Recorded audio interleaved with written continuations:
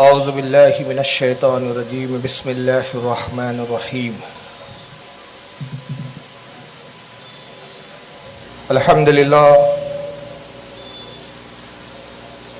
अल्हम्दुलिल्लाहि रब्बिल आलमीन वल आक़िबतु लिल मुत्तक़ीन वस्सलातु वस्सलामु अला मन काना नबिय्यु आदमु बैनल माइ वत्तीन क़ाल अल्लाहु तबारक व तआला फ़िल क़ुरआनिल मजीद वल फ़ुरक़ानिल हमीद यदिल्लु बिही कसीरन व यहदी बिही कसीरा।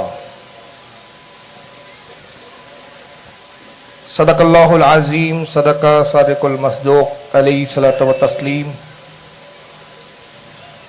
इन्नल्लाह व मलाइकतहु युसल्लूना अलन नबी या अय्युहल्लज़ीना आमनू सल्लु अलैहि व सल्लिमू तस्लीमा। अल्लाहुम्मा सल्लि अला सय्यिदिना व मौलाना मुहम्मदिन अल्लाहुम्मा सल्लि अला सय्यिदिना मौलाना शफीअना व हबीबना सलातु व सलाम अलैहि व तबीबना व नबियना व मौलाना मुहम्मदिन व अला आलिहि व अस्हाबिहि व अहलि बैतिहि व बारिक व सल्लिम। सलातु व सलाम अलैका या रसूलुल्लाह सल्लल्लाहु तबारक व तआला अलैहि वसल्लम। विकरौली ईस्ट में आज का ये अज़ीमुश्शान एक रोज़ा जलसा जो ताफ़ुज़ अक़ाइद अहले सुन्नत के नाम से मुनक़्क़िद किया गया है, आज की इस बज़्म में आप और हम सब शरीक है। सबसे पहले मैं मस्नद रसूल पर तशरीफ़ फरमा अपने तमाम ही उलमाए ज़वील एहतराम कौम व मिल्लत के मुक़्तदर और मातमद उलमाए अहले सुन्नत, इनकी बारगाह में हदिये तशक्कुर के साथ अर्ज़ गुज़ार हूँ कि बहुत ही ममनून मशकूर हूँ अपने इन उलमा और करम फरमाओं का कि आज की बज़्म के लिए अपने कीमती औक़ात में से चंद घड़ियाँ अता फरमाई और इन हज़रात ने अपने वजूद मुबारक से आज की इस बज़्म को ज़ीनत बख्शी। अल्लाह ताला हमारे इन तमाम उलमाए अहले सुन्नत की उम्र में, इल्म में, रिज़्क़ में खैर व बरकत अता फरमाए। आमीन आमीन सुम्मा आमीन। साथ ही हमारे इन तमाम उलमाए अहले सुन्नत के फ्यूज़ व बरक़ात से मुझे और आप सबको मालामाल भी करे। साथ ही आप लोगों का भी ममनून व मशकूर हूँ और बिलखुसूस विकरौली के इन नौजवानों का कि जिन्होंने कौम व मिल्लत के दर्द के साथ मसलक हक्का अहले सुन्नत व जमात जो इस ज़माने में मसलक आला हज़रत के नाम से मारूफ़ है, उसकी भरपूर और अच्छी तरीके से तर्जमानी हो, इसकी गरज से आज की इस मजलिस को सजाया। इसके लिए मेहनतें की, काविशें की।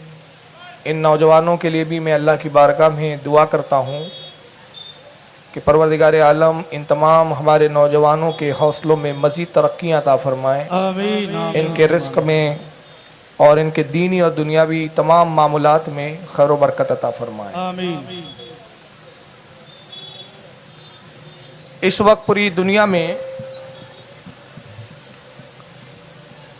मुसलमानों के जो हालात है वो हर ज़े इल्म अहले इल्म तबके की निगाहों के सामने है। ख़ास तौर से कौम का वो तबका जो मीडिया से ताल्लुक़ रखता है, ख़बरों से ताल्लुक़ रखता है, अखबारात पढ़ता है या न्यूज़ चैनल को देखता है, वो बखूबी जानता है कि इस वक्त दुनिया का ऐसा कोई मुल्क नहीं है कि जहाँ पर मुसलमान परेशान हाल ना हो। पूरी दुनिया का इस वक्त जायज़ा लीजिए तो हर इलाके में मुसलमान तकलीफ़ की राहों से गुज़र रहा है। ये कोई तकरीर की लपासी या अल्फाज की बंदिश नहीं है कि एक हकीकत है, इससे हर कोई वाकिफ़ है। आप जानते हैं कि दुनिया में इस वक्त 56 ममालिक है जो इस्लामी मुल्क कहलाते हैं। जी बेशक। 56 कंट्रीज है इस्लामिक, कहने के लिए इस्लामी है, हालांकि इस्लामी कानून कहीं भी नाफिज नहीं है। इन 56 मुल्कों का जो इस वक्त हाल है वो ये है कि आपस में एक की दूसरे से जमती भी नहीं है। ये 56 मुल्क मुत्तहिद नहीं है इस वक्त। ईरान और मुसलमान पिस रहे हैं, मिस्र के हालात ख़राब हैं, सीरिया में आए दिन बम धमाके होते हैं। अफगानिस्तान का ये हाल है कि एक ज़माने से अफगानिस्तान सुलग रहा है। आज इजराइल एक छोटी सी तादाद में है, लेकिन मुसलमानों पे जो तशद्दुद वो कर रहा है, 56 मुल्क मिलकर भी इजराइल के इस तशद्दुद को रोक नहीं पा रहे हैं। इन 56 ममालिकों का ये हाल है ताकत के एतबार से। एक मुल्क तो बड़ी बात है, अगर ये 56 मुल्क भी मिल जाए बिलफर्ज आपस में मुत्तहिद हो जाए, है नहीं लेकिन अगर हो जाएंगे, तसव्वुर कर ले अभी हम, तो ताकत ये है, हमारे हालात ये है कि 56 मुल्क मिलकर भी एक तरह अमेरिका को शिकस्त नहीं दे सकते। मिलकर अमेरिका का कुछ नहीं बिगाड़ सकते, ताकत के एतबार से इतने कमजोर है। कहने के लिए सऊदी अरब एक इस्लामी मुल्क है। लोग समझते हैं कि सऊदी अरब, मैं ताल्लुक की बुनियाद पर नहीं बोल रहा हूँ, इस बुनियाद पर नहीं बोल रहा हूँ कि नऊजुबिल्लाह हमारे और उनके मकतब फिक्र में इख्तलाफ है तो हम उनकी कमजोरियों को बता रहे हैं। मैं हकायक सामने रख रहा हूँ और मैं जानता हूँ कि जो पढ़ा लिखा है, नॉलेज रखता है, जनरल नॉलेज से उसका ताल्लुक है, वो मेरी इन बातों का इनकार नहीं करेगा। तासुब में अगर कोई इनकार करे तो एक अलग बात है, लेकिन जो हकायक पसंद इंसान है, जो प्रूफ की दुनिया में जीते हैं, उनको पता है कि सऊदी अरब कहने के लिए इस्लामी मुल्क है, मगर किस एतबार से है? सिर्फ इस एतबार से है कि क्योंकि सऊदी अरब में खाने काबा है, मदीना मुनव्वरा है, दुनिया भर के लोग वहां जमा होते हैं, तो हमारा ख्याल यह है कि सऊदीया एक मजबूत मुल्क है। लेकिन हकीकत यह है कि ताकत के एतबार से सऊदीया का यह हाल है कि आज अमेरिका की पिट्ठू और गोया अमेरिका की रखेल बना हुआ है।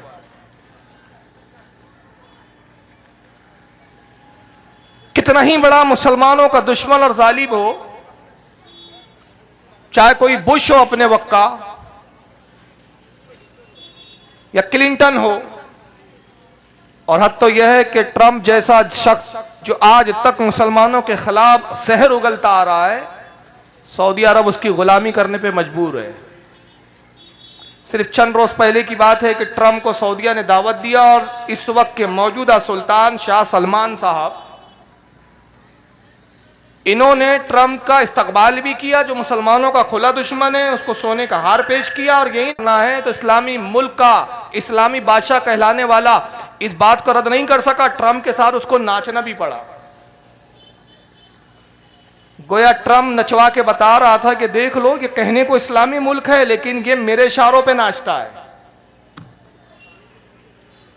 सऊदीया की सबसे बड़ी ट्रेजेडी यह है कि सऊदीया में आज फौज ही नहीं है, फौज का महकमा नहीं है, पुलिस का महकमा है, फौज नहीं है। फौज क्यों नहीं है? पूरी दुनिया में जिहाद के नाम पर दहशतगर्दी फैला रखा है। तालिबान सऊदीया के रुपयों पे पलता है, दाइश सऊदीया के माल पर परवरिश पा रहा है, जैश ए मोहम्मद ने सऊदीया के रियालों पर अपने आप को मजबूत किया है, अल कायदा सऊदीया के ज़कात और खैरात पर पलने वाली एक दहशतगर्द तंजीम का नाम है। जितनी इस वक्त टेररिस्ट तंजीमें हैं, सबको सऊदीया से ज़कात, खैरात, सदकात के तौर पर रकम मिलती है, लेकिन वो जिहाद करने के लिए तैयार नहीं। क्यों? हम जिहाद नहीं कर सकते, हमें अय्याशियों से फुर्सत मिले तो हम जिहाद की बात करें। हम तो फौजी नहीं रखते, हमने अमेरिका से मुआहिदा किया हुआ है, अमेरिका से हमारा कमिटमेंट है। किस बात का कमिटमेंट है? कि अगर हम पर कोई हमला करे तो अमेरिका हमारी मदद करेगा, और इसके लिए हम उसको सालाना तौर पर खराज, एक बड़ी रकम, तोहफे, ताइफ, माल, पेट्रोल, सोने, सब कुछ उसकी कदमों में ला के रख देंगे। ये सऊदी इस्लामी मुल्क का हाल है। हर मुल्क आज परेशान है। चलिए छोड़िए, मैं कोई सियासत का लीडर नहीं हूं कि मैं सियासी हालात पे तबसरा कर रहा हूं। हिंदुस्तान की हम बात करें, हिंदुस्तान में जो इस वक्त मुसलमानों की पोजीशन है, हिंदुस्तान का मुसलमान हर एतबार से कमजोर और पीछा जा रहा है। तालीमी मेयार देखिए हमारा क्या है। एजुकेशन की फील्ड में हमारा हाल यह है कि हिंदुस्तान में एक कौम है, बहुत छोटी तादाद, उस कौम को हम जैन कहते हैं। क्या नाम है उस कौम का?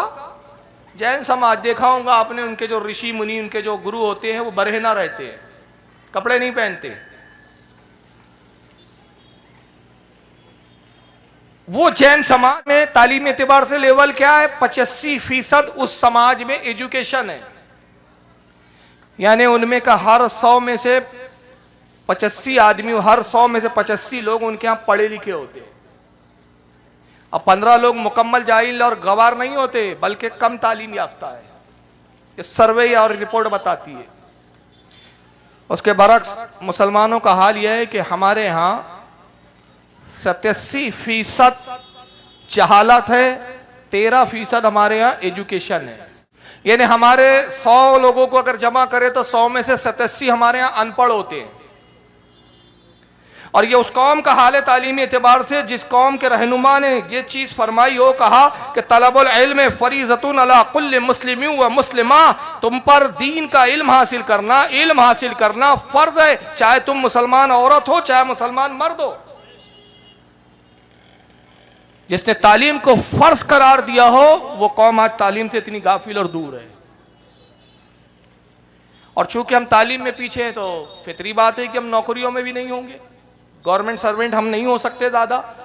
अंग्रेज़ों के ज़माने में हमारी हालत ये थी कि हम अंग्रेज़ों के ज़माने में जब अंग्रेज़ों की हुकूमत थी तो मुसलमानों का जो फीसद था गवर्नमेंट सर्वेंट के तौर पर, गवर्नमेंट की जो नौकरियां हो करते थे, तो हमारा फीसद 24% या 23% होता था। यानी एक गवर्नमेंट डिपार्टमेंट में अगर 100 लोग काम करते हैं तो 23 मुसलमान हुआ करते थे।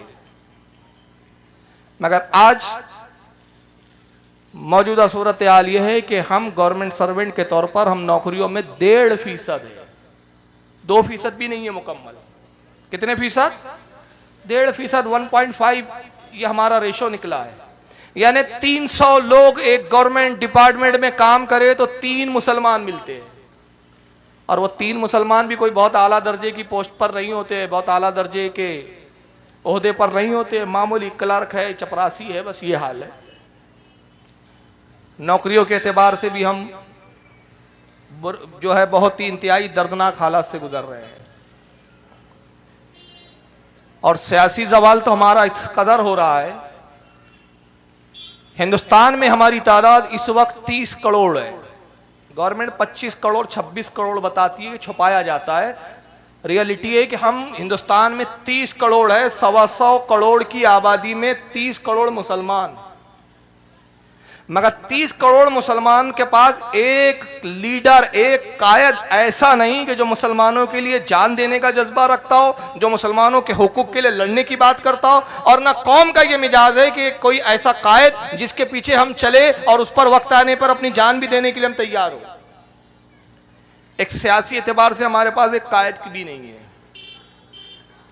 कुछ अगर हमारे यहाँ के लीडर है तो सिर्फ एक कठपुतलियां हैं। उनका काम इतना है कि उनके लिए सिर्फ इस कदर यूज किया जाता है कि मुसलमानों के वोट कैसे लिए जाएं ताकि हम इख्तिदार में आ जाएं। और बहुत ज्यादा तुमको तीर मारना है तो बेटा साल भर ये करो कि फलां लीडर का जन्मदिन आया, बधाई देते हैं, शुभकामनाएं देते। इससे ज्यादा हमारी औकात और हैसियत नहीं है।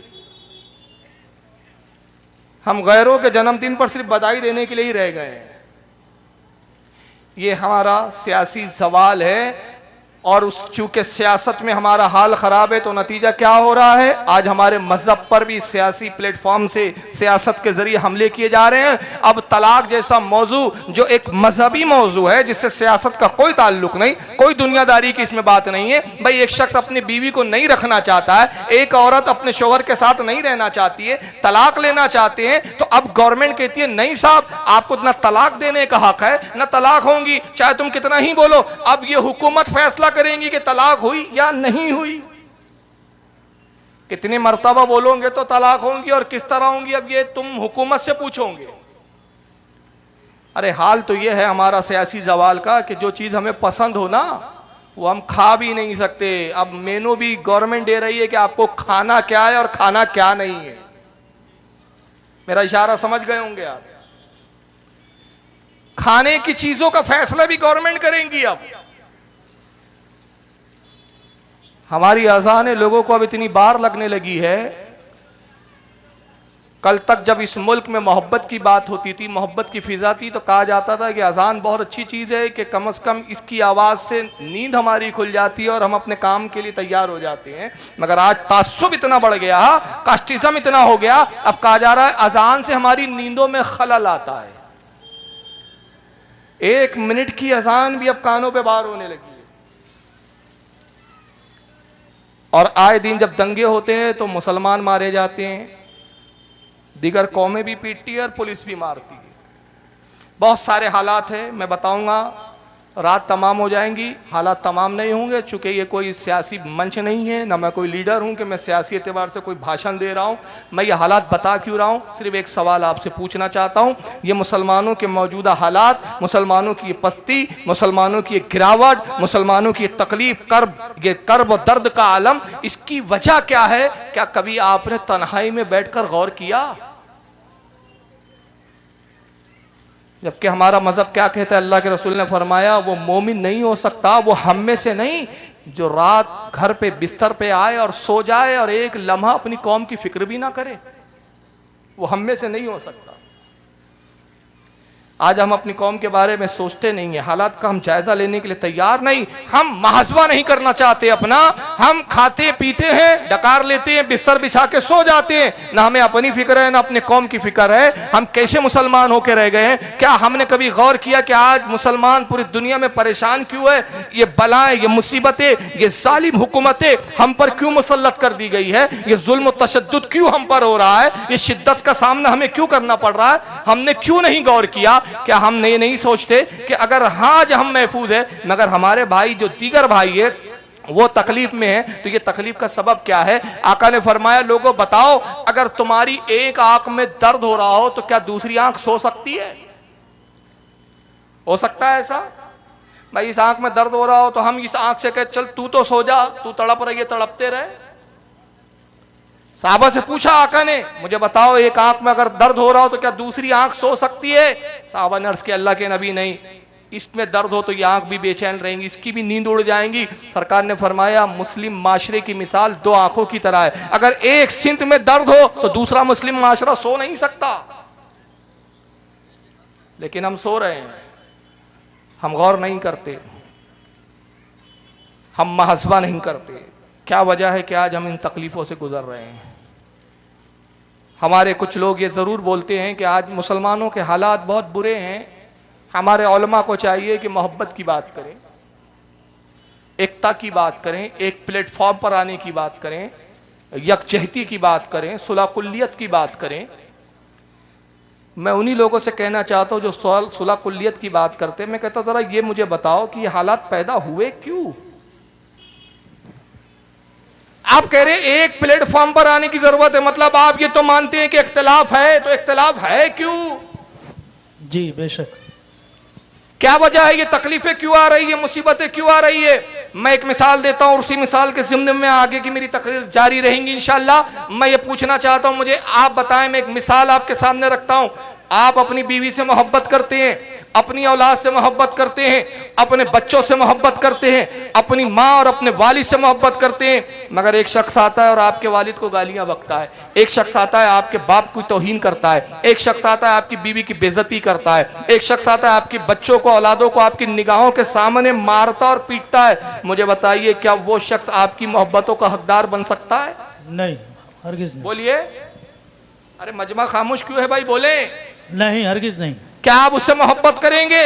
नहीं। अल्लाह ने अगर आपको दौलत दी है, वो शख्स आपकी बीवी को गालियां बके, बाप की तौहीन करे, माँ की बेइज्जती करे और फिर आपके पास आके अपना दामन पसार के कहे मुझे रुपये की जरूरत है सेठ साहब, तुम्हारी माँ का भला, तुम्हारे बाप का भला, लेकिन मुझे पैसा दे दीजिए, मुझे जरूरत है। बताइए, आप अपने माँ बाप के गाली बकने वालों को रुपये से मदद और इमदाद करोगे? नहीं, हरगिज नहीं। आप कहोगे तू किस मुंह से आया है मरदूद मुझसे मांगने, तू वही तो है ना कि मेरे माँ बाप की तौहीन करता है। तू मेरी मोहब्बतों का हकदार नहीं, तू मेरी इनायतों का हकदार नहीं, बल्कि तू मेरे गजब का हकदार है। तू इस बात का हकदार है कि मेरी तरफ से तुझे सजा दी जाए।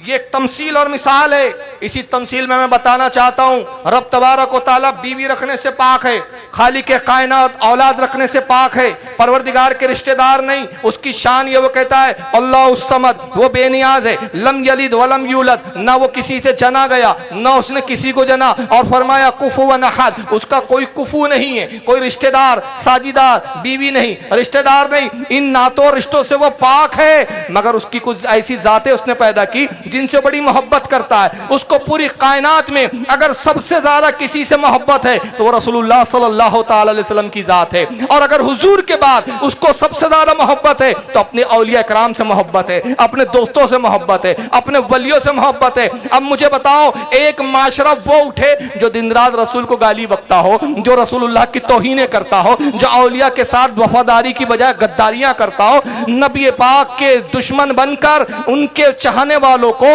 उनके औलिया की कब्रों को बमों से मिसमार करता हो, तो फिर मुझे बताओ अल्लाह की रहमतें उतरेंगी कि अजाब उतरेगा? अजाब उतरेगा बेशक। जी, फिर किस मुंह से तुम शिकायत करते हो कि मुसलमान इस हालात से क्यों गुजर रहे? इन हालात के जिम्मेदार तुम हो, इसलिए कि तुम्हारे माशरे में ऐसे लोग आए जिन्होंने रसूल की तौहीन की, मगर तुमने उनसे नफरतों का इजहार नहीं किया, तुमने उनसे दोस्तियां की है, उनसे ताल्लुकात बनाए हैं, तुमने रिश्तेदारियां उनसे निभाई है, और तुम कह रहे हो कि ये तशद्दुद क्यों हो रहा है, ये सालिम हुकूमतें क्यों हम पर मुसल्लत हो रही है। अरे मुसल्लत होंगी तो क्यों नहीं होंगी? जब खुदा के दोस्तों की तौहीन की जाएंगी, अल्लाह को हक पहुंचता है कि तुम पर अजाब भेजे, तुम पर जालिमों को मुसल्लत कर दिया जाए, तुम्हें पीस कर बिल्कुल रेजा रेजा करके, जैसे गेहूं पीस कर आटा बना दिया जाता है, तुम्हें भी पीस कर आटे की शक्ल में तब्दील कर दिया जाए। जी, ये उसका हक है बेशक। लेकिन फिर हो सकता है कि आपके दिल में ख्याल आए, जो तौहीन कर रहे हैं वो जाने, जो गुस्ताखी कर रहे हैं ये वो जाने, हमने तो रसूल की शान में गुस्ताखी नहीं की है, हमने तो किसी वली का दिल नहीं दुखाया है, हमने तो किसी वली की तौहीन नहीं की। आखिर ये सजा हमें भी क्यों, तकलीफ हम पर भी क्यों, तशद्दुद हम पर भी क्यों, सितम हम पर भी क्यों? ये आखिर हम भी क्यों पीछे जा रहे हैं? हम तो तौहीन करने वालों में से नहीं। चलो मैं तस्लीम करता हूं कि तौहीन आपने कभी नहीं की, मैं मानता हूं कि आपने रसूलुल्लाह की शान में कभी बेअदबी नहीं की, मगर क्या कभी आपने अपना माजबा किया कि ईमान के किस दर्जे पर है आप? जी, हक है, बहुत खूब। जरा दर्जा ईमान भी तो जरा पता लगाइए आपका। रसूलुल्लाह ने ईमान के 3 दर्जे बताए, बड़ी मशहूर हदीस है, बारहा आपने सुना होगा, मैं सिवाय उसकी थोड़ी सी तशरीह करूंगा। जी बेशक। सरकार ने फरमाया मोमिन वो है कि बुराई देखे तो बुराई को अपनी ताकत से, अपने हाथ से रोक ले। ये ईमान का आला दर्जा है। जी बेशक, हक है ना आला दर्जा? आका ने फरमाया जब बुराई देखो ताकत से रोको, ईमान का आला दर्जा। और बुराई को अगर ताकत से नहीं रोक सकते तो कम अज कम जबान से रोको। जी बेशक, हक है। ये ईमान का उससे कमतर का दर्जा। और तीसरा भी रसूलुल्लाह फरमाते अगर जबान से भी नहीं रोक सकते, अब ये गौर से सुने, अगर जबान से भी तुम बुराई को नहीं रोक सकते, अगर तुम उतनी ताकत अपने अंदर नहीं पाते हो, उतना हौसला तुम में नहीं है कि तुम जबान से किसी बुराई को रोको, तो कम अज कम दिल में बुरा जानो, ये ईमान का सबसे कमजोर हिस्सा है। सुभान अल्लाह, बेशक। इसके बाद ईमान खत्म, इसके बाद कोई कैटेगरी नहीं है, कोई दर्जा नहीं है। ईमान का आखिरी और कमजोर हिस्सा दिल में बुरा जानना। मुझे बताओ, तुम्हारी निगाहों के सामने माशरे में वो चलते फिरते मुझे भूत और शैतान नजर आते हैं, जो रसूल की तौहीन करते हुए नजर आते हैं, जो सहाबा की तौहीन करते हैं, जो औलिया की तौहीन करते हैं, लेकिन क्या आपने उनको बुरा जाना? आपका तो हाल ये है, आप उनसे दोस्तियां करते हैं, मोहब्बत करते हैं, आप दिल से भी उनको बुरा जानने के लिए तैयार नहीं। तो जब दिल से भी उनको बुरा जानने के लिए आप तैयार नहीं, तो ईमान का कमजोर हिस्सा भी तो आपने खो दिया है, ईमान का कमजोर हिस्सा भी तो आपका जाता रहा। तो फिर नतीजा ये नहीं होगा कि जैसे गेहूं के साथ घुन पीसे जाते हैं, वैसी जालिमों के साथ तुम्हें भी पीस दिया जाए। जी बेशक, हक है, बहुत खूब। जी, ये है वो असबाब। आज एक तबका जो बीच का तबका होता है ना, सुलह कुल्ली, वो कहता है हालात नाजुक है। मैं उनसे पूछता हूं ये नाजुक हालात बनाए किसने? जी जी बेशक। ये अजीब बात है। आज लोग कहते भाई हुकूमत देखो कैसी है यार, किन लोगों की हुकूमत है, ऐसे हालात में क्या बातें करते हो। मैंने कहा अच्छा चलो तुम सुन्नियों से कहते हो कि ये सब बातें मत करो, क्या तुमने उन मनुष्यों से कहा कि हालात नाजुक है अपनी जमातें बंद कर दो, अपने जमात को तुम ताले लगा दो? नहीं, वो अपना मिशन चला रहे हैं, वो अपना कुफ्र का मिशन चलाएं तो वो बड़े अच्छे लोग। अगर हम उनके कुफ्र के मिशन को रोकने की बात करें तो हमको हालात बताए जाते हैं। जनाब ये हालात अगर बुरे भी है तो ये इन मनुष्यों की ही वजह से है। जी बेशक बेशक, खुदा की कसम जिस वक्त रुए जमीन से रसूल के गुस्ताख साफ हो जाएंगे, यही मुसलमानों का वो दौर आएगा कि ये सिर्फ हिंदुस्तान नहीं, ये फिर कैसर और किसरा और अमेरिका पे हुकूमत करते हुए नजर आए। नारे तकबीर, नारे रिसालत, मसलके आला हजरत, मुबल्लिगे इस्लाम, सुभान अल्लाह। बहुत खूब हजरत। आज अगर हालात बदतर से बदतर हुए तो इन गुस्ताखों की वजह से हुए। अगर आज अल्लाह की नाराजगी इस उम्मत पर उतर रही है, अल्लाह की नाराजगी का ये उम्मत सामना कर रही है, अल्लाह के गजब का इस उम्मत को सजा भुगतनी पड़ रही है, तो इन नालायकों की वजह से। जी बेशक, हक है। आइए मैं आपके सामने यहां से इब्तिदा करता हूं। बताइए जब वलियों को इस तरह की गालियां बकी जाएंगी, तौहीनें की जाएंगी और फिर कहा जाएगा ये हमारी जमात के आलिम है, मौलाना है। मौलाना के मायने क्या होते हैं भाई? कभी गौर किया आपने मौलाना के मायने क्या होते हैं? मौलाना लफ्ज बना है मौला से। जी बेशक। मौला के मायने एक होते हैं मालिक, मौला के एक मायने होते मददगार, मौला के एक मायने होते आका। जब गुस्ताखे औलिया को हम मौलाना कहने लग जाएं, गुस्ताखे औलिया को हम अपना आका और सरदार कहने लग जाएं, तो फिर अल्लाह का अजाब नहीं आएगा? बेशक, जरूर। आइए जरा ये मौलवी साहब को देखिए क्या कहते हैं जरा। ये नाम है इनका, क्या है? मौलवी महराज रब्बानी। एक बड़ा तबका इनको फॉलो कर रहा है आज। जरा सुनिए क्या कह रहे हैं। और दुनिया हमें चोर कहे कहने दो, दुनिया हमें डाकू कहे कहने दो, दुनिया हमें बदमज़हब कहे कहने दो, दुनिया हमें लानती कहे कहने दो, हमें शमा बराबर भी हम उनकी बातों को जूते की नोक पर रखकर उड़ा देते हैं। आओ हम दुनिया के सामने सिर्फ चैलेंज ही नहीं करते, दरखास्त करते हैं, रिक्वेस्ट करते हैं, और लोगों के कानों और समातों को हम जहमत देते हैं कि यार लोगों, कोई एक मसला ईमान का, कोई एक मसला अकीदे का, कोई एक मसला अमल का कुरान और सुन्नत के खिलाफ बतला दो। रब्बे काबा की कसम है, सूरज बाद में डूबेगा, तौबा पहले करने के लिए तैयार है इंशाअल्लाह। और सुनो मुसलमानों, सुनो, इस्लाम में कोई कुतुबियत नहीं है, याद रखो। इस्लाम में कोई कुतुब नहीं, कोई गौस नहीं, कोई वतद नहीं, ना कोई औताद, ना कोई नजीब, ना कोई नजबा, ना कोई यत्किया, ना फतकिया, कुछ नहीं। ये सब यहूद और नसारा की ढकोसलेबाजियां हैं। डरो मत, डरोगे ऐसे ही जलील होते रहोगे, ऐसे ही जलील होते रहोगे। कोई कुतुबियत फतबियत नहीं है, सब जूते की नोक पे है। इस्लाम में जो मोहम्मद रसूलुल्लाह सल्लल्लाहु अलैहि वसल्लम ने जो शरीयत नाजिल की है, उस शरीयत में कहीं कुतुब का नामो निशान मौजूद है? फातु बुरहानकुम इन कुंतुम सादिकीन, अगर सच्चे हो तो दलील पेश करो। मौलवी महराज रब्बानी क्या कह रहा है? ये उस सऊदी अरब से बोल रहा है जिस सऊदी अरब में रसूलुल्लाह ने औलिया से मोहब्बत का दर्स दिया है। उसी मुल्क से आज वलियों को गाली बकी जा रही है। और हमारे यहाँ का पिलपिला मुसलमान कहता है इस्लामी हुकूमत वहां है। इस्लाम की डेफिनेशन ही बदल गई। कल तक इस्लाम वो होता था जहां वलियों का तकद्दुस बताया जाता था, जहां सहाबा की अजमतों के गीत गाए जाते थे, जहां नबी की ताजीम के दर्स दिए जाते थे। अब जो मुल्क सबसे बड़ा गुस्ताख है वो इस्लामी हुकूमत है। जी। मौलवी महराज रब्बानी कहते हैं इस्लाम में कोई कुतुब नहीं है, कोई अबदाल नहीं है, कोई गौस नहीं है, कोई नजबा, कोई अतकिया फतकिया, कुछ नहीं। ये सब जूते की नोक पर।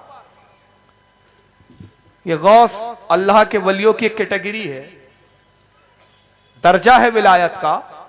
अब्दालियत एक दर्जा है विलायत का। ये औताद, ये दर्जे हैं विलायत के, ये नजवा, ये दर्जे हैं विलायत के। मुझे बताइए, अल्लाह ने ये मकाम अपने वलियों को दिए, जो मकाम अल्लाह ने बख्शे ये उसको जूते की नोक पर बताए, अल्लाह के वलियों को गालियां बके, तो रब तबारक व तआला का फिर गजब नाजिल नहीं होगा? बेशक बेशक जी, हक है। यही तो सबब है ना कि जो आज हम जुल्म और सितम का शिकार हो रहे हैं। और फिर उन्होंने बड़े ताव में एक डायलॉग मारी, और जब ये इस तरह की डायलॉग बाजियां ये लोग करते हैं तो हमारा भोला भाला मुसलमान जो बेचारे का हाल ये है कि जो मदारी आके डमरू घुमाए उसके करतब से वो मुतासिर हो जाता है। जी जी, हक फरमा रहे हैं। और सारा भोला बना उसका इस्लाम में है, कारोबार में नहीं है। वहां बहुत शातिर है, वो शादी करेगा तो कितना जहेज मांगना है और कैसे मांगना है उसको सारे हथकंडे आते हैं जी।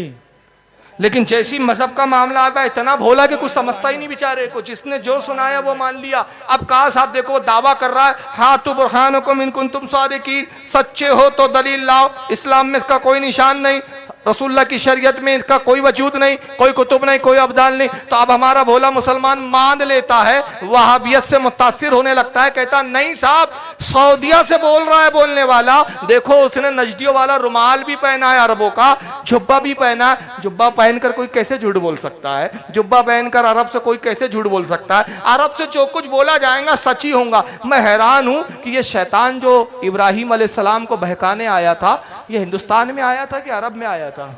जी जी बेशक। ये इब्राहिम ने कंकर जो है शैतान को हिंदुस्तान में मारा था कि अरब में मारा था? तुम कंकर मारते हो तो हिंदुस्तान में मारते हो कि हज के लिए अरब जाके मारते हो? अरे जब ये नबी को बहकाने आया, इसकी जुर्रत देखो, हालांकि नबी पर इसका बस नहीं चलता, मगर इब्लिस का हाल देखो कि ये अरब मुल्क में नबी को बहकाने आया। तो जब नबी को बहकाने वो अरब में आ सकता है, तो आज का ये मौजूदा अरब का शैतान हिंदुस्तानियों को बहका नहीं सकता? बेशक, जरूर जरूर, हक है जी। तो कौन सा पैमाना बनाया तुमने कि जो अरब से बोला जाएगा सब सही होगा? तो अगर अरब से जो भी बोले वो सही है, चूंकि अरब से इस्लाम निकला। हमने कहा अबू जहल क्या हिंदुस्तान से निकला था? जी जी।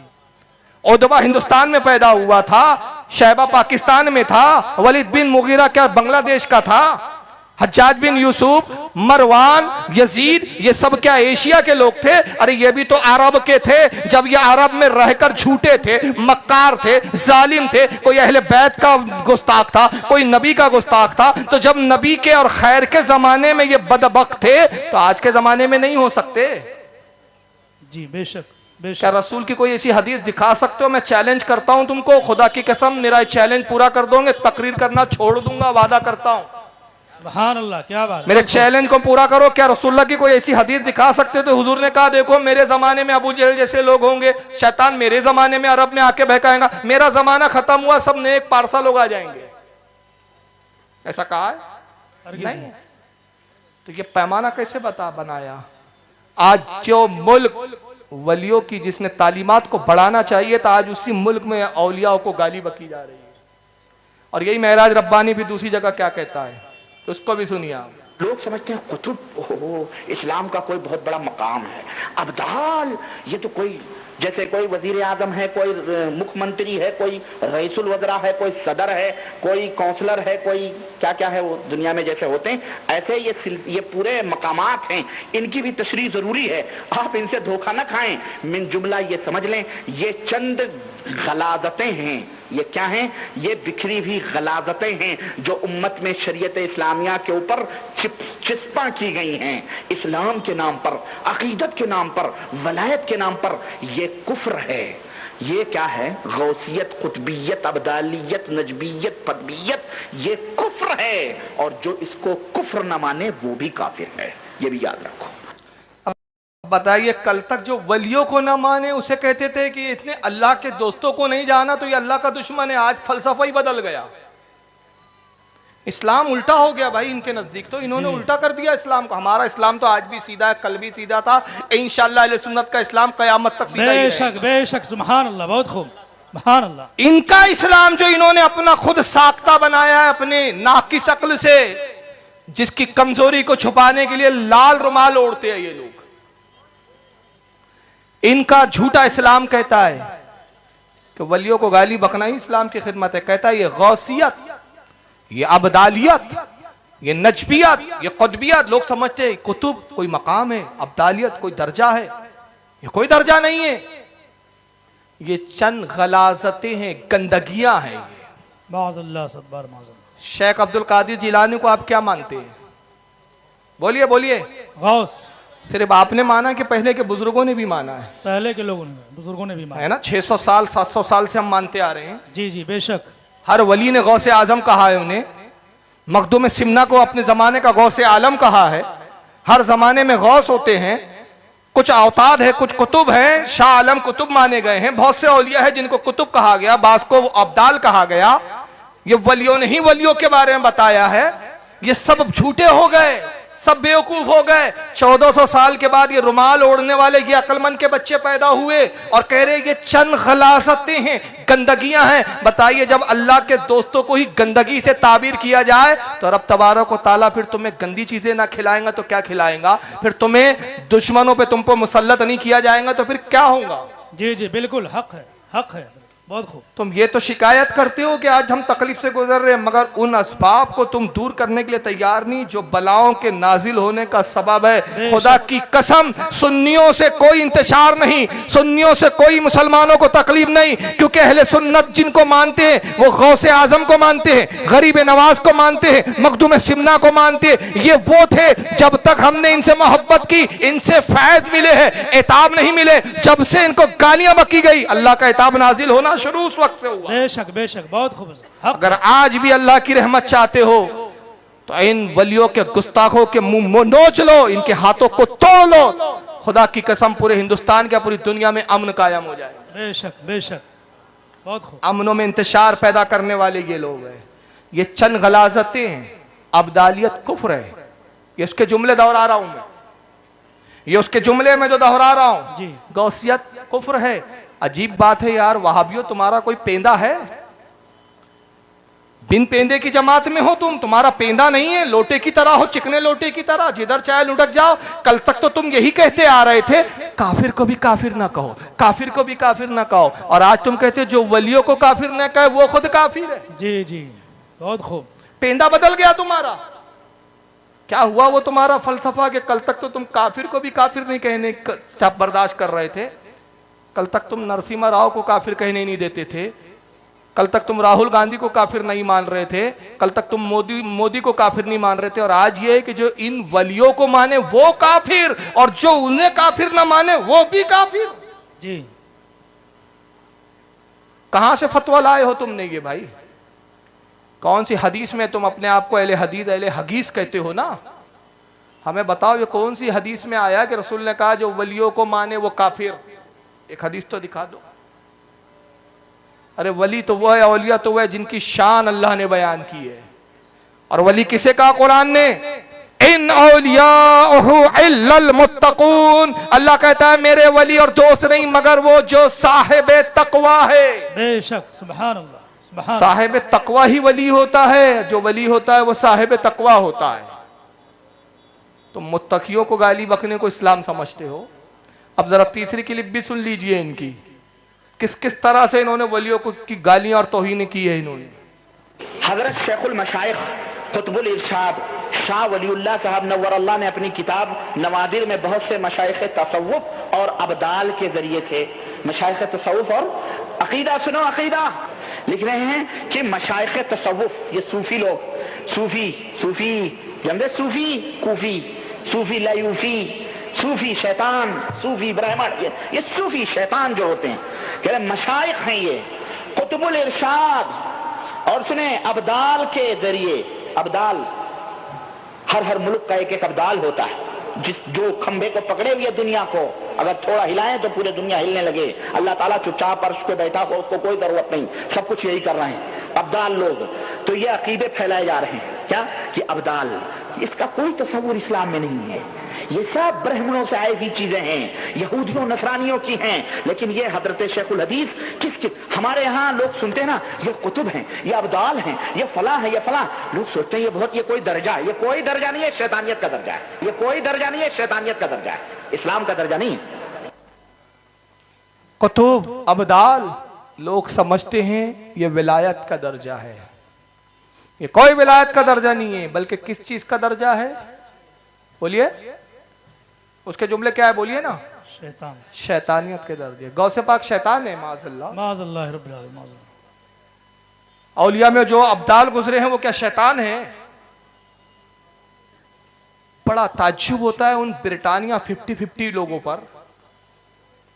समझ रहे हैं मैं ब्रिटानिया 50-50 किसको बोल रहा हूं? आधे नमकीन आधे मीठे। आज तक वो यही फैसला नहीं कर पाए कि हमें ही में रहना है कि शी में रहना है।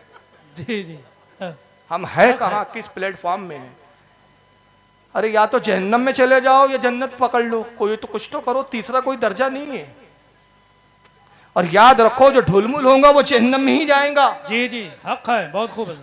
और ये जो एक नारा चल रहा है ना इस जमाने में, नहीं नहीं सब मिलजुल के रहो, मिलजुल के रहो। अरे गुस्ताखे औलिया भी मिलजुल के रहो, गुस्ताखे रसूल मिलजुल के रहो। ठीक है, ये मेल जोल तुझे मुबारक, तो दुनिया भी इनसे मेल जोल रख, इनसे मिलजुल के रहे, और जहन्नम में भी इनके साथ मिलजुल के ही रहना।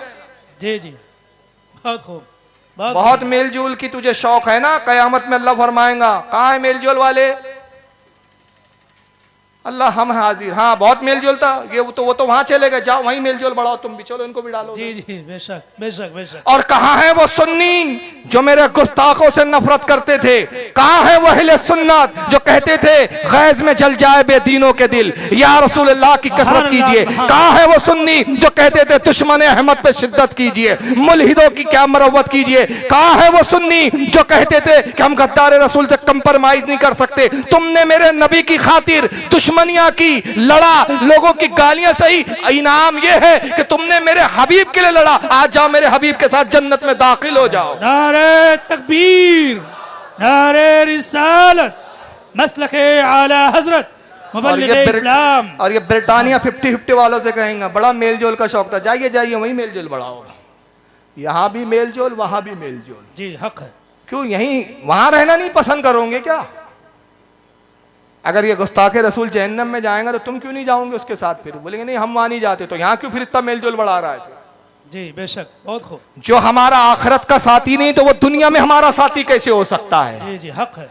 अरे हमारा दुनिया में भी वही साथी हो सकता है जो जन्नत का साथी है। हमने अपना दोस्त, अपना साथी गौसे आजम को बनाया है, गरीब नवाज को बनाया है। हम जानते हैं ये जन्नत में जाने वाले हैं, इसलिए हमने इनसे दोस्तियां की। ये हमारे यहाँ भी मददगार है, वहां भी मददगार। सुभान अल्लाह, सुभान अल्लाह, बहुत खूब। ये क्या मदद करेंगे तुम्हारी जो वलियों को शैतान कह रहा हो?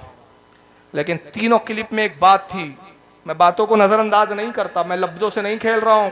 कल कुछ वहां भी सुनेंगे तो कहेंगे फारूक साहब ने सिर्फ लफ्जों से खेला, लोगों को जज्बात में लाया, हवाले नहीं दिए, बात हवाले से नहीं की गई। मेरी आदत है कि मैं बिना हवाले के नहीं बोलता। यही वजह है कि आज के जो नन्हे मुन्ने छोटे छोटे दूध पीते वहां भी बच्चे हैं ना, जो अभी अभी निप्पल छोड़ के निकले हैं जी, वो मेरे एतराजों का जवाब मैं दलील देता हूँ, दलील नहीं देते, गाली देते हैं।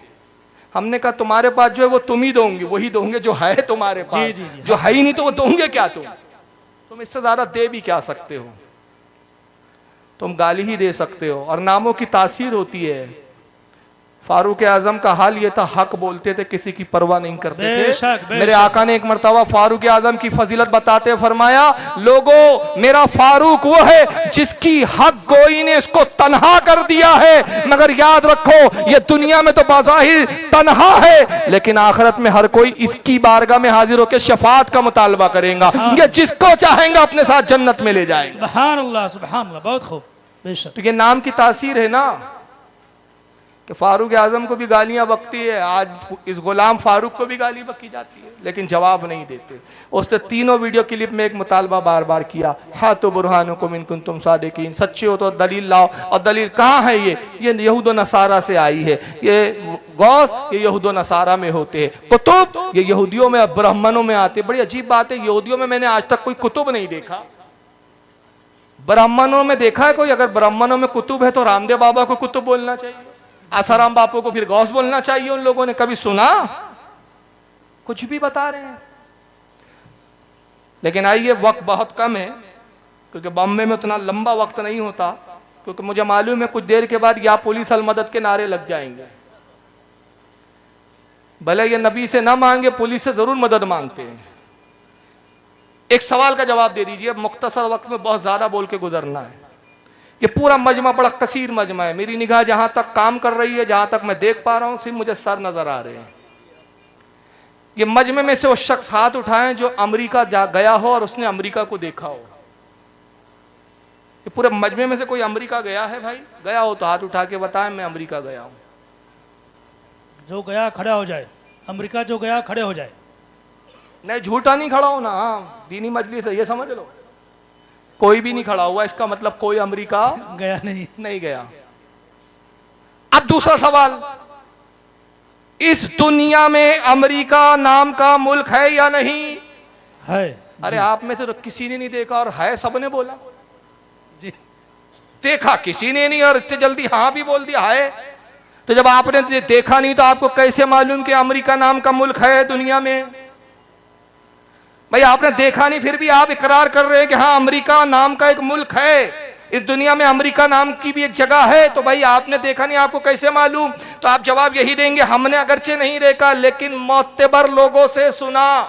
जी बेशक। तो हमारा ना देखना ना होने की दलील नहीं हो सकता। बात समझ में आ रही है? जी जी बेशक। अल्लाह है, हमने नहीं देखा, मुस्तफा ने देखा है, बेशक।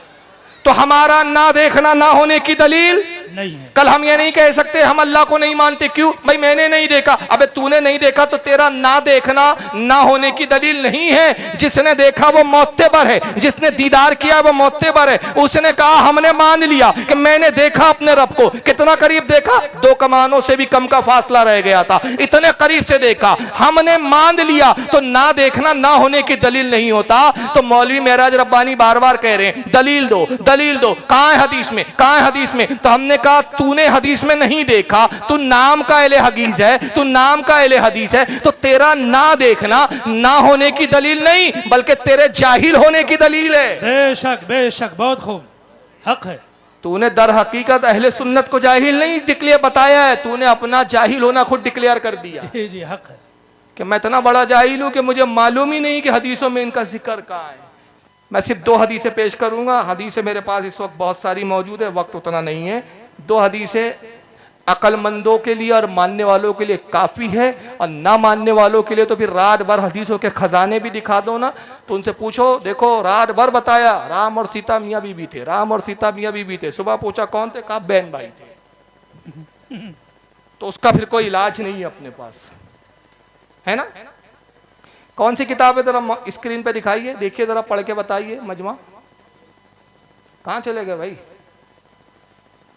कौन सी किताब है ये स्क्रीन पे जो आपको नजर आ रही है?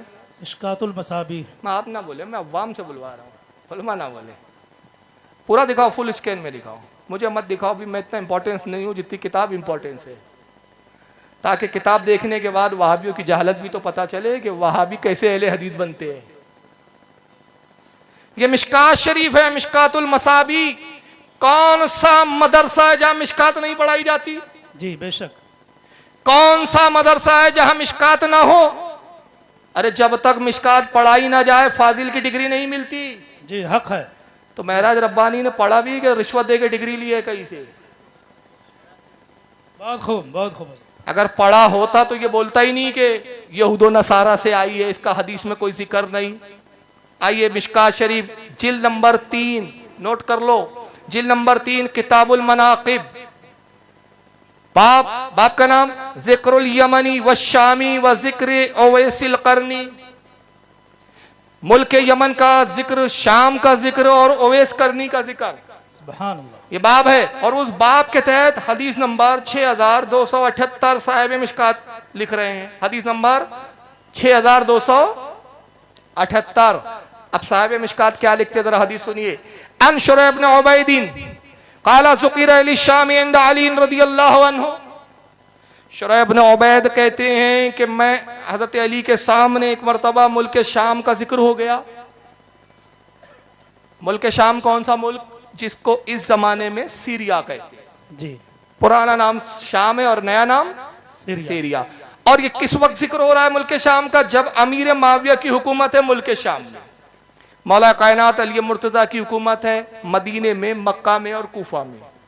अमीर माविया ने हज़रत अली को खलीफा मानने से इनकार कर दिया। खिलाफत दो हिस्सों में बढ़ गई है, ममलकत इस्लामिया दो हिस्सों में तकसीम हो चुकी, जंगें होती है उस जमाने में। मुल्क शाम वालों पर बद्दुआ कर दीजिए, उनके लिए आपसे लड़ते हैं, वो आपसे जंग करते हैं, तो क्यों नहीं आप उनके लिए बद्दुआ करते, क्यों नहीं हलाकत की दुआ फरमाते। काला ला इन्नी समेत रसूलुल्लाह सल्लल्लाहु अलैहि वसल्लम यकूल, तो हज़रत अली ने जवाब में कहा, ऐ लोगो हरगिज़ नहीं, हरगिज़ नहीं, मैं मुल्क शाम वालों के लिए लानत कैसे भेज सकता हूं, जबकि मैंने रसूलुल्लाह सल्लल्लाहु अलैहि वसल्लम को कहते हुए सुना कि मेरे आका ने इरशाद फरमाया, अल अबदालो यकुनूना बिशामी व हुम 40 रजूला, कि मेरे आका ने कहा मुल्क शाम में अबदाल रहा करते हैं और उनकी तादाद 40 है। सुभान अल्लाह, सुभान अल्लाह। मिशकात जैसी मशहूर किताब में अबदाल का जिक्र आ रहा है, मौलवी महराज रब्बानी संदेह को नजर ही नहीं आया। और आका ने कहा मुल्क के शाम में अब्दाल रहते हैं, तादाद कितनी? 40। अब हो सकता है यहाँ ख्याल आए उस जमाने में रहते होंगे ना, बात तो आज की हो रही है। महराज रब्बानी साहब तो आज तकरीर कर रहे, तो आज कहाँ अब्दाल है? आइए जवाब सुन लीजिए हदीस में, आगे हमें कहने की जरूरत नहीं है। आगे क्या आका इरशाद फरमाते हैं, रावी हज़रत अली है, लमा माता रजूलो अब्दालुल्लाही मकानहु रजूला, और जब इन 40 में से एक अब्दाल का भी इंतकाल हो जाता है, अल्लाह फौरन इसकी जगह दूसरा अब्दाल मुंतखब करवा देता है। सुभान अल्लाह। क्या मतलब हुआ? ये तादाद कभी 40 से 39 होती नहीं है, एक का इंतकाल हुआ फौरन दूसरा अब्दाल मुंतखब हो गया, 40 कयामत तक चलते रहे। सुभान अल्लाह, सुभान अल्लाह, बहुत खूब। और मकाम क्या है? वहाबी के शिर की भट्टी अब यहाँ पे सर्द हो जाएंगी, क्योंकि वहाबियों के नजदीक तो मदद करने वाली जात सिर्फ एक ही अल्लाह। अल्लाह साहब से मांगो, बाकी किसी से कुछ ना मांग सकते हो, ना अल्लाह के अलावा कोई और मदद तुम्हारी कर सकता है। मगर आका आगे क्या कहते हैं, युस्का बिहमुल गैसो व युनतसुर बिहम अलल आदाई, इन्हीं अब्दालों के सदके में तुम पर बारिश बरसाई जाती है और तुम दुश्मनों पर फतेह पाते हो। सुभान अल्लाह, सुभान। इन्हीं अब्दालों की वजह से व युसरफु अन अहली शामी बिहमुल अज़ाब, और इन्हीं अब्दालों के सबब तुमसे अल्लाह का अज़ाब दूर कर दिया जाता है। सुभान अल्लाह, बहुत खूब। दो अल्फाज हदीस के खास है, गौर करें। एक अल्फाज ये कि इनके सदके में तुम दुश्मनों पर फतेह पाते हो, दुश्मन तुम्हारे पिसते हैं, पसपा होते हैं। इन्हीं अब्दालों की वजह से अल्लाह का अजाब टल जाता है। किन की वजह से अजाब टलता है? अब्दालों की। क्यों? हमारे अमाल तो इतने गंदे और निकम्मे हैं कि अल्लाह का अजाब आ जाए, ये अब्दालों की दुआएं हैं कि इन अजाबों को रोक देती है। ये अब्दाल 24 घंटे दिन रात अल्लाह से दुआ करते हैं, मौला तेरे बंदे गुनाहगार सही, मगर परवरदिगार इनको माफ फरमा दे, इन पर अपना अजाब नाजिल ना फरमा, रसूल की उम्मत को खत्म ना फरमा। ये अब्दालों की दुआओं से अजाब टलता रहता है। अब मुझे बताओ, ये अजाब टलने का सबब अब्दाल, दुश्मनों पे फतेह का सबब अब्दाल, और जब इन्हीं अब्दालों को गाली बकी जाएंगी तो फिर अजाब नहीं आएगा तो क्या आएगा? बेशक, बेशक। फिर दुश्मन तुम पे हावी नहीं होंगे तो क्या तुम दुश्मनों पर हावी होंगे? जब तुमने तरतीब उल्टी की है तो तरतीब यहां भी उल्टी हो जाएगी। और अगर मिशकात से भी मुतमईन ना हो गैर मुकल्लिदीन, तो फिर और हवाले सुन लो, यही हदीस मुस्नद अहमद में भी है। इसको इमाम अहमद इब्ने हम्बल ने भी लाया अल मुस्नद में, जिल्द नंबर 2 सफ़ा नंबर 122 के ऊपर। और इसी हदीस को इमाम तबरानी ने भी लाया माजुमुल कबीर के अंदर, जिल्द नंबर 10 सफ़ा नंबर 63, हदीस नंबर 10,390 के तहत। सुभान अल्लाह। अब आइए एक और हदीस दिखा देता हूँ। मैंने सिर्फ 2 हदीस कहा, वरना हदीस मेरे पास बहुत सारी है इस ताल्लुक से, लेकिन वक्त उतना है नहीं कि इस पर ज़्यादा। मैंने कहा 2 अक्लमंद के लिए काफ़ी है, क्योंकि मैं ये वो हदीसें दिखा रहा हूँ जो सनद के एतबार से भी सही है। ये एक दूसरी किताब आपके सामने, किताब का नाम है मजमाउज़ ज़वाइद। किताब के लिखने वाले अपने वक्त के बहुत बड़े मुहद्दिस, बहुत बड़े अस्मा और जरा व तादील के बहुत बड़े इमाम, जिनका नाम इमाम नूरुद्दीन अली बिन अल हैसमी, जिनको इमाम हैसमी कहते हैं आमतौर पे शॉर्टकट में। 17 जिल्दों में इन्होंने किताब मजमाउज़ ज़वाइद लिखी, 17 जिल्दों में, और हदीसों पर गुफ्तगू की। इस कहीं की कुछ हदीसों पे जरा की, कुछ हदीसें जो सही थी उसको सही बताया, और रावियों पर बहस की। ये बड़ी मोतबर किताब मानी जाती है, और वहाबी अहले हदीस भी इसको पढ़ते नहीं बल्कि छापते हैं। नुस्खा भी उन्हीं का छापा हुआ। जी बेशक। छापते ये इसलिए कि पैसे कमाए, पढ़ते इसलिए नहीं कि पढ़ लेंगे तो अकीदा बदलना पड़ेगा, और अकीदा बदल गया तो सऊदीया की रियाल बंद हो जाएगी। जी जी, हक है। समझ रहे? प्रॉब्लम ये है, अकीदा तो आकाओं को देखकर बनाना है ना। कुरान और हदीस तो नाम लेके धोखा देते हैं हम तो लोगों को। हमने तो धोखा देने की फैक्ट्री खोल रखी है। और सबसे बड़ा धोखा ये है, ये नहीं बताते कि हम कितने बड़े गुस्ताख हैं, हम वलियों की कैसे तौहीन करते, हर हदीस का कैसे इनकार करते, सिर्फ एक रागा लाते। प्यार मोहब्बत की बात करो, सर्वधर्म संभावना, चोर चोर सब मौसेरे भाई बन जाओ। जी जी हक है। इस्लाम याद रखिए कुफ्र और हक व बातिल का माजून नहीं है इस्लाम। और जिन लोगों को ये पसंद नहीं आता ना, कहते क्या यार ये सुन्नी लोग, ये बोलते हैं ना सुन्नी लोग जब देखो सिवाय वहाबियों के रद के कोई काम नहीं है। हमने कहा यार रद के सिवा बहुत काम है, करना इसलिए पड़ता है कि तुम्हें गुस्ताखियों के सिवा काम नहीं है। बेशक बेशक। जिस दिन तुम गुस्ताखियां बंद कर दोगे हम भी जवाब देना बंद कर देंगे। जी हमें तो अफसोस होता है कि हमारी वो एनर्जी, वो सलाहियतें जो गैर मुस्लिमों पे सर्फ होनी चाहिए थी, वो सलाहियतें जो अल्लाह ने हमें दी तबलीग के दीन पर होना चाहिए। आप तो अफसोस तो ये है कि तुम्हारी वजह से सलाहियतें तुम पे हमें सर्फ करनी पड़ती है। तुमने हाल ऐसे बना दिए कि हमारे घरों में आग लगी है, अब हम अपने घरों की आग बुझाएं कि दूसरे की आग बुझाने जाएं? जी हक है। अब तो हम अपने घरों की आग बुझाने में लगे। हम नहीं चाह रहे हैं कि ये तो होना है कि 73 फिरके होंगे, हम चाह रहे हैं जितना रोका जा सकता है रोक लो। जितने लोगों को 73-72 में जाने से रोक सकते रोक लो, वरना आका की तो पेशन गोई है कि मेरी उम्मत में 73 फिरके होंगे। व उम्मती तफ्तरिकु अला सलासीन व सबईन मिल्ला, मेरी उम्मत 73 फिरकों में बढ़ जाएंगी। कुल्लुहुम फिन्नार, सब के सब जहन्नम में जाएंगे। इल्ला मिल्लतन वाहिदा, सिर्फ एक जमात जन्नत में जाएंगी। कालू मन हिया या रसूल अल्लाह, अल्लाह के रसूल जन्नती जमात की क्या निशानी है, क्या पहचान है? साहबा ने पूछा, इरशाद फरमाया काला माना अली व असहाबी, जो मेरे और मेरे सहाबा के अकीदे पर होंगे। सुभान अल्लाह सुभान अल्लाह सुभान अल्लाह। और रसूल अकीदा क्या बता रहे हैं? अब्दाल 40 होते हैं। अली अपना अकीदा क्या बता रहे हैं? सहाबी, मैं लानत नहीं कर सकता उस मुल्क के लिए जहां अब्दाल रहते हो। क्या बात है, बहुत खूब। बेशक। तो साहबा और रसूल के अकीदे पर कौन है? तुम हो कि हम है? हम हैं। बेशक। तो जब तुम रसूल के ना हुए तो हम तुम्हारे कैसे हो सकते हैं? तुम जब सहाबा के ना हो सके, तुम जब वलियों के नहीं हो सके, तो हम तुम्हारे कैसे हो सकते हैं? हक है, बहुत खूब। हमारा तुम्हारा कभी मेल नहीं हो सकता। तुम जमीन हो और हम आसमान है, आसमान कभी जमीन की तरफ झुक नहीं सकता।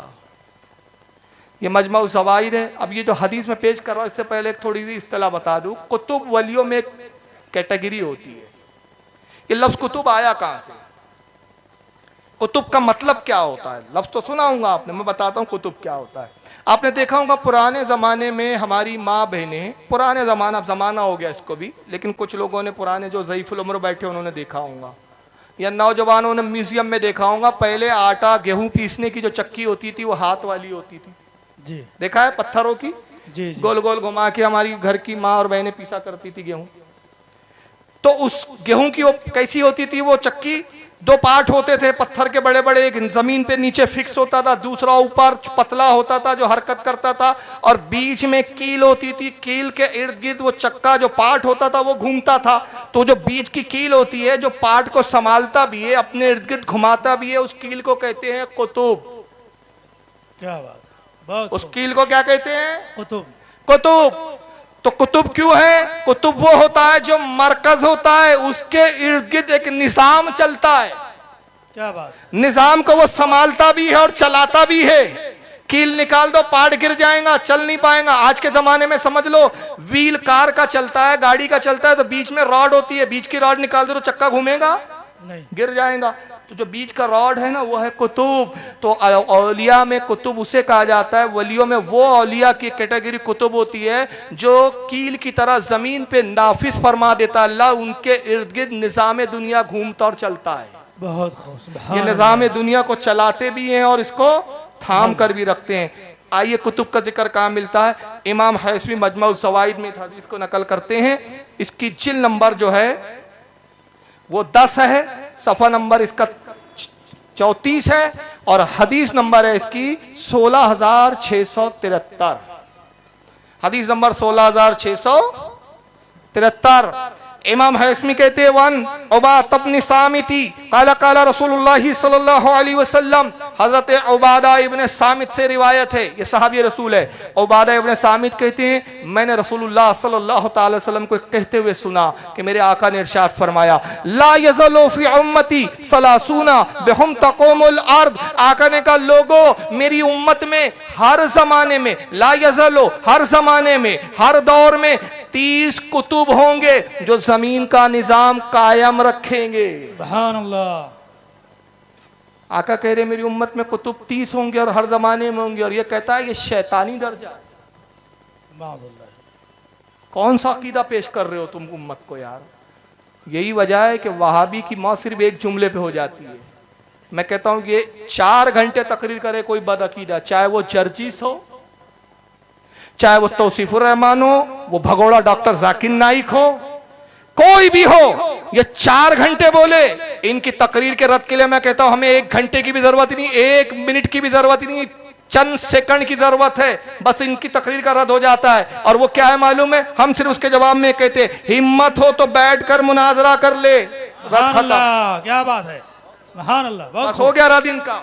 इनकी औकात नहीं है कि सुन्नियों के सामने बैठ के मुनाजरा करें। इनको पता है हम कौम को गुमराह करने के लिए निकले। सऊदिया की रियाले, सदके, खैरात, ज़कात वो अपने शेख अपने बच्चों के सदके हमें देता ही इसलिए कि बेटा जाओ हिंदुस्तान में गुमराहियत फैलाओ, मेरा अकीदा फैलाओ, वरना हमें पता है इल्म क्या है। अगर हम सुन्नी बरेलियों के सामने बैठ जाएंगे, खुदा की कसम बरेलियों के आलिम वो इल्म रखते हैं अहमद रजा के सदके में, जब भी इनके साथ अगर हम बैठ गए हमारा पाजामा सामने से सफेद पीछे से पीला हो जाएगा। बेशक बेशक बेशक नहीं बैठेंगे। ये सिर्फ 10 बाय 10 के कमरे में भोंकते हैं, 10 बाय 10 के कमरे में चीखते हैं, और सुन्नी डंके की चोट पर रोड पर और स्टेज लगाकर बोलता है। बेशक। इसका माल खरा होता है ना, बोलता है ये ओरिजिनल है, जाओ दुनिया में देख लो, ऐसा हो तो ले आओ। क्या बात है, बहुत। और जिसके बाद डुप्लीकेट होता है ना तो कोने में लाता, इधर आओ इधर आओ इधर आओ, सस्ते में दे रहा हूं ले लो। अरे पहले गारंटी क्या पूछते हो, ले लो यार, बस ले लो, सस्ते में मिल रहा है। क्यों? डुप्लीकेट है, चाइना मॉडल है इसके पास। आका कह रहे हैं मेरी उम्मत में हर जमाने में 30 कुतुब होंगे, जमीन का निजाम संभालेंगे। कुतुब का फिर मकाम क्या होगा? वबिहुम तुमतरून वबिहुम तंसरून, इन्हीं के सदके में तुम पर बारिश बरसाई जाएंगी और इन्हीं की वजह से तुम दुश्मनों पर फतेह पाओगे। काला कतादतो इन्नी अर्जू अन यकूनल हसन मिनहुम, हजरत कतादा ताबई है, बड़े चलील कदर ताबई है, वो कहते हैं इस हदीस की रिवायत करने के बाद मेरा ख्याल और गुमान ये कि हमारे अपने जमाने में इन 30 कुतुबों में से एक कुतुब हजरत सैयदना इमाम हसन बसरी भी है। सुभान अल्लाह सुभान अल्लाह। कौन है इमाम हसन बसरी? मौला कायनात अली मुर्तजा के शागिर्द है, खलीफा भी है। हजरत उम्मे सलमा उम्मुल मोमिन रदियल्लाहु ताला अन्हा का दूध मुबारक नोश फरमाया। सुभान अल्लाह। सरकार की ज़ौज मुतारा हमारी माँ का दूध भी पिया है। 2 शरीक बेटे हैं उम्मे सलमा के, रसूलुल्लाह के गोया 2 शरीक बेटे हैं। ये उनके बारे में हज़रत कतादा कहते हैं कि हमारे ज़माने में 30 कुतुबों में से एक इमाम हसन बसरी है। और इसके बाद इमाम हैसमी क्या लिखते हैं, जरा दिखाओ भाई, स्क्रीन पे नहीं दिखा रहे आप लोग। उन्होंने लिखा कि इसको इमाम तबरानी ने भी लिखा, इमाम बज़्ज़ार ने भी लिखा, और इसकी सनद क्या है? रिजालुहु रिजालुस सहीहुन, इस हदीस के रावी सारे रावी सही हदीस के रावी हैं। सुभान अल्लाह। ये हदीस ज़ईफ नहीं है। और फिर इस हदीस को, ये अलग बात है कि इन वहाबियों को इतनी भी तौफीक, कम से कम किताब पढ़ ले मुंह खोलने से पहले। चुनांचे अल्लामा ज़हबी जो इब्न तैमिया के शागिर्द है, अल्लामा ज़हबी ने अपनी मशहूर किताब एलामुन नुबाला जिल्द 4 सफ़ा 574 पर भी इस हदीस को लिखा। हत्ता के इब्न कसीर, इनके मशहूर मुफस्सिर कुरान है, इब्न कसीर ने भी अपनी तफसीर कुरान के अंदर जिल्द 1 सफ़ा 304 पे लिखा, और इमाम तबरानी और इमाम बज़्ज़ार ने भी इस हदीस को लिखा। तो बहरहाल मैंने 2 हदीसें दिखाई जो काफ़ी है ये समझने के लिए कि कुतुब का जिक्र भी हदीस में मौजूद है, अब्दालों का जिक्र भी है। यह हदीस इमाम हाकिम क्या भी आई है। हज़रत इमाम अब्दुल्लाह इब्न मुबारक जो इमाम बुखारी के उस्ताद है, किताब ज़ुहद में भी उन्होंने इस ताल्लुक से हदीसें लिखी है। इमाम अबू नौयम ने हिलियतुल औलिया में इस ताल्लुक से हदीसों को जमा किया है। अल्लामा हैसमी ने जमा किया। अरे हद तो ये है, इमाम बुखारी के उस्ताद, इमाम दाऊद के उस्ताद, इमाम अबू दाऊद के उस्ताद, इमाम मुस्लिम के उस्ताद हज़रत इमाम इब्न अबी शैबा ने भी अल मुसन्नफ में हदीसों को लाया है। एक तवील सिलसिला है जिसके लिए पूरी रात भी नाकाफी है। बेशक बेशक। अभी आपने औलिया की गुस्ताखी को मुलाहिजा किया, और मेरा मौजू यह है कि तकलीफें क्यों है आज। कल उम्मत जब मुसीबत में होती थी ना, तो उम्मत किसके वसीले से दुआ करती थी? नबी के। बेशक जी। आला हजरत ने यही अकीदा दिया था ना, फरियाद जो उम्मती करे हाल जार में, सुभान अल्लाह, मुमकिन नहीं कि खैर बशर को खबर ना हो। सुभान अल्लाह। लेकिन एक मुनज़्ज़म साजिश के तहत यहूदियों ने कुछ एजेंट ऐसे पैदा किए कि जाओ इनका भरोसा मोहम्मद पर है ना, मोहम्मद से एतकाद को कमजोर कर दो। जो मोहब्बत का रिश्ता मोहम्मद सल्लल्लाहु अलैहि वसल्लम से है और ईमान का रिश्ता इतना मजबूत है कि एक मुसलमान रहता हिंदुस्तान में है, मगर अकीदा यह रखता है कि मैं यहां से पुकारूंगा, आका वहां सुनेंगे, सुभान अल्लाह, और वहां से मदद आएंगी। जब तक ये रसूल से मदद मांगता रहेगा, ये हम पर हावी रहेगा। अगर इस कौम पर फतेह पाना है तो मोहम्मद से इसके रिश्ते को तोड़ दो, काट दो, मोहम्मद से इसको मायूस कर दो, मोहम्मद सल्लल्लाहु अलैहि वसल्लम से इसको दूर कर दो। तो कुछ एजेंट खरीदे, और एजेंट खरीद के क्या अकीदे फैलाए गए? नबी से मांगना शिर्क। अब मुसलमान कश्मकश में, नबी से मांगना जायज है कि नहीं? फिर लाया गया, मोहम्मद से क्या मांगते हो? मोहम्मद तुम मरकर मिट्टी में मिल चुके हैं। मोहम्मद जब मर चुके तो क्या मदद कर सकते हैं तुम्हारी? अब इंसान कश्मकश में, और एक माहौल बन गया है, मांगो तो अल्लाह साहब से मांगो। हमने कहा बेशक अल्लाह देने पर कादिर है, मगर अल्लाह ही से पूछो है अल्लाह तुझसे मांगे कैसे? तो रब फरमाता है देता तो मैं ही हूं, लेकिन आओ मेरे रसूल के जरिए से। वलौ अन्नहुम इज़्ज़लमू अनफुसहु, जाओ अगर तुम अपनी जानों पे जुल्म करो, मेरे रसूल की बारगाह में आओ, मेरे हबीब से मांगो, मेरा हबीब तुम्हारे लिए मुझसे तलब करे, मैं हबीब को दूंगा, हबीब तुम में तकसीम करेगा। क्यों? इसलिए कि इन्नमा अना कासिमुन वल्लाहु युत्ती व अना कासिमुन, बेशक अल्लाह खजानों का मालिक है और उसका तकसीम करने वाला मैं हूं। सुभान अल्लाह, सुभान अल्लाह, बहुत खूब। तो कल तक हमारा यही अकीदा था कि खजाने तो रब के हैं, तकसीम मुस्तफ़ा करते। आज उस अकीदे में कमजोरी लाई गई। कैसे लाई गई? आइए मैं किताब आपके सामने पेश करता हूं, और उसके बाद फिर वहाबियों के बदलते हुए पेंदे भी आप देखेंगे कि पेंदे कैसे बदलते हैं। जब फंस जाते हैं तो बड़ी मुश्किल हो जाती है।